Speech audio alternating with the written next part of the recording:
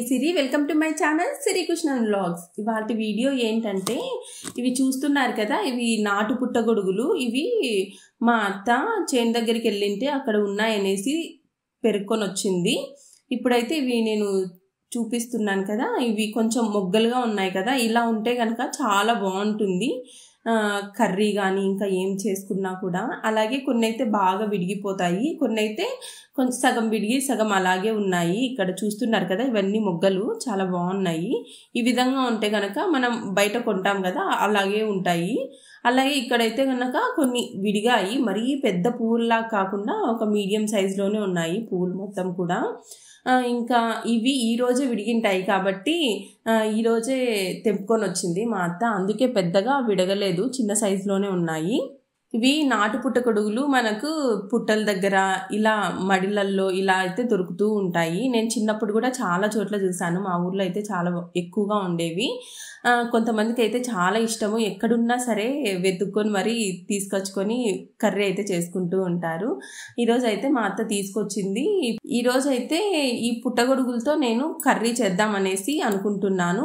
మనం కర్రీ చేసేదైతే చాలా ఈజీగానే అయిపోతుంది, కానీ ఇవి మనము తుంచుకొని క్లీన్ చేసుకోవాలంటేనే కొంచెం టైం పడుతుంది.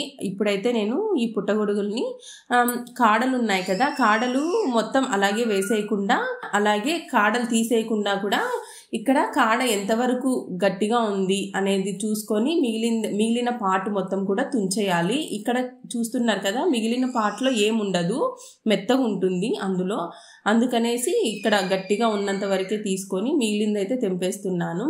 కొన్ని అయితే తెంపేటప్పుడే నార్మల్గా తెంపేసుకొని వచ్చారు మా అత్త, అందుకనేసి నేను ఇక్కడ చూసి ఒక గిన్నెలోకి వేసుకొని వాటర్ వేసి కొద్దిసేపు వాటర్లో అలా నాననిచ్చినామంటే మట్టి అనేది ఈజీగా వెళ్ళిపోతుంది.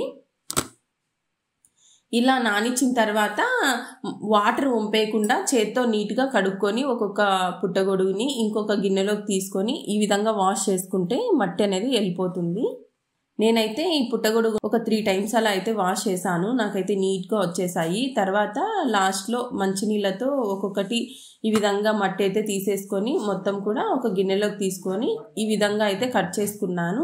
మరి పెద్ద సైజులో కాకుండా మరీ చిన్న సైజులో కాకుండా మామూలుగా అయితే కట్ చేసుకున్నాను. ఎందుకంటే ఇవి వేయించామంటే వాటర్ ఉంటాయి కదా, ఇందులో వాటర్ కంటెంట్ అయితే ఎక్కువగా ఉంటుంది కాబట్టి తగ్గిపోతాయి. ఇక్కడ విడిగిన పుట్టగొడుగులు ఒక పక్క పెట్టినాను, ఇంకొకటి వచ్చేసి కొంచెం మొగ్గలుగా ఉన్నాయి కదా, ఇవి చూడండి ఎంత బాగున్నాయి, అసలు చాలా క్యూట్గా ఉన్నాయి, చూడడానికి బాగుంటాయి. ఈ విధంగా మొగ్గలుగా ఉన్నటివి కొన్ని అయితే సగం విడిగి సగం అలాగే ఉంటాయి కదా, అవి కూడా బాగున్నాయి. నేను సపరేట్ చేసి పెట్టాను చూడండి. మనం బయట కొంటాం కదా అలాగే ఉంటాయి ఇవి. కాకపోతే మనము బయట కొనే పుట్టగొడుగులు టేస్ట్ కంటే కూడా మనకు ఇక్కడ నాటు పుట్టగొడుగులు ఊర్లో దొరుకుతాయి కదా, ఈ పుట్టగొడుగుల టేస్ట్ అనేది చాలా బాగుంటుంది.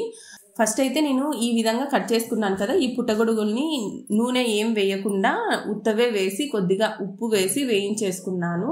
ఇందులో వాటర్ వస్తాయి కదా, ఆ వాటర్తోనే వేయించేసుకున్న తర్వాత కొద్దిగా పసుపు వేసుకొని ఇవైతే పక్కన పెట్టేసుకొని పోపు పెట్టి మసాలా వేసి కర్రీ అయితే చేసేసాను. మీరు ఏ విధంగా కర్రీ చేస్తారో కామెంట్ చేయండి. ఇప్పుడైతే పుట్టగొడుగుల కూర అయితే రెడీ అయిపోయింది. టేస్ట్ అయితే చాలా బాగా కుదిరింది.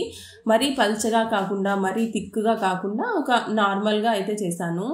టేస్ట్ అయితే చాలా బాగుంది. మీలో ఎంతమందికి ఇష్టం? మీకు నార్మల్ పుట్టగొడుగులు అంటే ఇష్టమా లేదంటే నాటు పుట్టగొడుగులు అంటే ఇష్టమో కామెంట్ చేయండి. అలాగే మన వీడియో లైక్ చేసి మరిన్ని ఇంట్రెస్టింగ్ వీడియోస్ కోసం మన ఛానల్ సబ్స్క్రైబ్ చేసుకోండి ఫ్రెండ్స్. వచ్చే వీడియోలో కలుద్దాం. Bye bye.